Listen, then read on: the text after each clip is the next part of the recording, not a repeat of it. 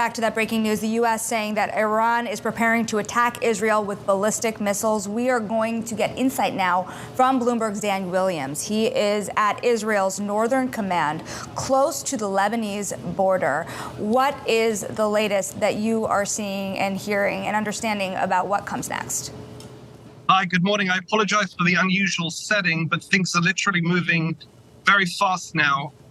Israel overnight moved troops for a large-scale incursion into Lebanese territory. This was anticipated.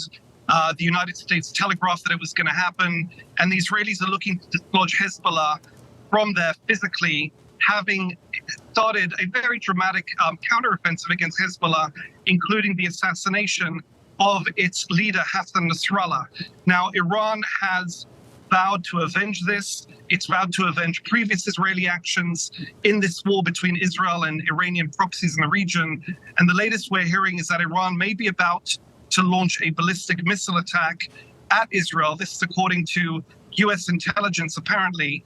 It would not be without precedent. This happened on April 14th when Iran fired a volley of 300 projectiles, including ballistic surface-to-surface missiles, as well as cruise missiles and drones at Israel. At the time, Israel, with the assistance of a number of foreign partners, managed to stave off the bulk of those attacks. One imagines that the same defenses will now be rallied and mobilized to stave off this attack if it indeed takes place. Dan, I noticed that in an interview with the New York Times, the Israeli defense minister talked about the next stage of this war against Hezbollah. He's using that language, war, in terms of the conflict between Israel now and the Iran-backed militia in Lebanon. Are you hearing that language as well? Has it progressed to that level where we can call it a war? I think, Israel's been at war officially, a declared war, after the October 7th attack by Hamas from Gaza.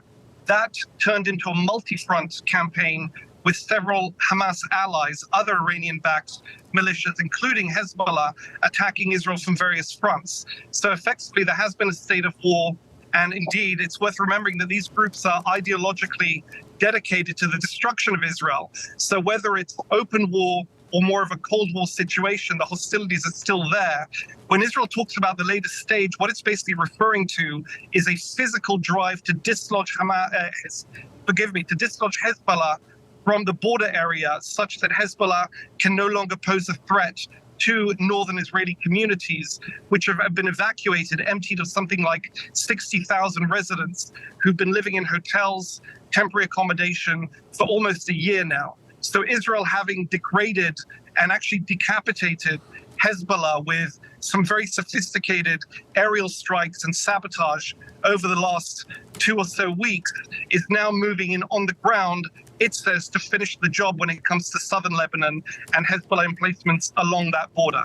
Well, Dan, bring us the on-the-ground perspective from Israel. Of course, we've heard from Netanyahu saying that the population should adhere to home front directives. You are clearly in a car right now traveling through Israel. What sense do you have of what's happening on the ground? What is the population actually doing, and what's the mood music there?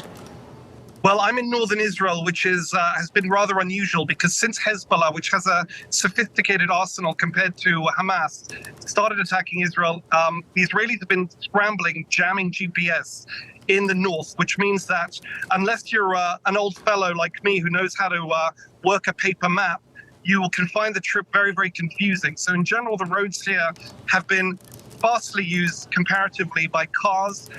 In general, the driving is, should we say, not as safe as it might be elsewhere. And right now, the Netanyahu statement you alluded to follows onto an instruction from the Israeli military that came out just minutes ago all over the country, calling on Israelis all over the country to avoid assembling in large numbers outdoors and to remain close to shelters.